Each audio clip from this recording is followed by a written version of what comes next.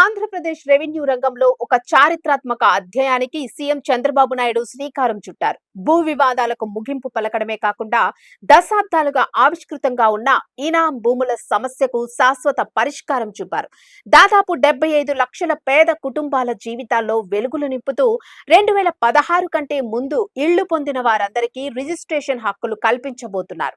ఆంధ్రప్రదేశ్ రాష్ట్రంలో భూ వివాదాలకు చరమగీతం పాడుతూ పేద మధ్యతరగతి కుటుంబాలకు భూమిపై సర్వ హక్కులు కల్పించే దిశగా సీఎం నారా చంద్రబాబు నాయుడు కీలక నిర్ణయాలు తీసుకున్నారు. తాజాగా సచివాలయంలో జరిగిన రెవెన్యూ శాఖ సమీక్షలో సుమారు 75 లక్షల కుటుంబాలకు లబ్ధి చేకూర్చేలా పలు వరాలను ప్రకటించారు. గత ప్రభుత్వ హయాంలో నెలకొన్న భూగందరగోళాన్ని చక్కదిద్దేందుకు రీసర్వే 2.0ను ప్రభుత్వం వేగవంతం చేసింది. 2027 మార్చి నాటికి రాష్ట్ర వ్యాప్తంగా 1.12 కోట్ల కొత్త పట్టాదారు పాస్ పుస్తకాల పంపిణీ పూర్తి చేయడంతో పాటు ఇప్పటికే సర్వే పూర్తయిన 1259 గ్రామాలకు సంబంధించి 9 లక్షల పాస్ పుస్తకాలను జూలై నాటికి పంపిణీ చేయాలని సీఎం ఆదేశించారు. జూలై తర్వాత వచ్చే ఏడాది మార్చిలోపు మరో 80 లక్షల పాస్ పుస్తకాల పంపిణీ చేసేలా నెలవారీ లక్ష్యాలను నిర్దేశించారు. లక్షలాది మంది రైతులకు దశాబ్దాలుగా వేధిస్తున్న ఇనాం భూముల సమస్యకు సీఎం పరిష్కారాన్ని చూపారు. 1.37 లక్షల ఎకరాల విలేజ్ సర్వే ఇనాం భూములను రిజిస్ట్రేషన్ల నిషేధిత జాబితా 22A నుంచి తొలగించాలని నిర్ణయించారు.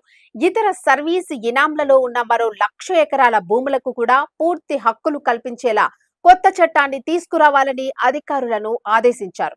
2016 కంటే ముందు ప్రభుత్వ హౌసింగ్ స్కీముల కింద పట్టాలు పొందిన ప్రతి ఇంటికి ఇప్పుడు రిజిస్ట్రేషన్ చేసుకునే వెసులుబాటు కలుగుతుంది. దీనివల్ల పేద కుటుంబాలు తమ ఇళ్లను విక్రయించుకోవడానికి, గిఫ్ట్ డీడ్ ఇవ్వడానికి లేదా బ్యాంకు రుణాలు పొందేందుకు మార్గం సుగమమవుతుంది. సుమారు 13.59 లక్షల ఎకరాల ఫ్రీ హోల్డ్ భూమిలో అర్హత ఉన్న 9.25 లక్షల ఎకరాలపై త్వరలోనే యజమానులకు పూర్తి యాజమాన్య హక్కులు దక్కనున్నాయి.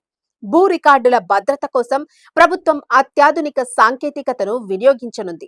ప్రతి రెవెన్యూ రికార్డును డిజిటలైజ్ చేసి సాఫ్ట్ కాపీని యజమాని మొబైల్కు పంపుతారు. భూ యజమానులు తమ వివరాలతో రికార్డు లాకింగ్ చేసుకోవచ్చు. దీనివల్ల యజమానికి తెలియకుండా ఎటువంటి రిజిస్ట్రేషన్ లేదా మార్పులు చేయడం సాధ్యపడదు. ప్రజల ఆస్తులకు రక్షణ కల్పించడమే ప్రభుత్వ బాధ్యత. ఎక్కడా తప్పులకు ఆస్కారం లేకుండా పారదర్శకంగా భూ రికార్డుల పంపిణీ జరగాలని అధికారులను సీఎం చంద్రబాబు ఆదేశించారు.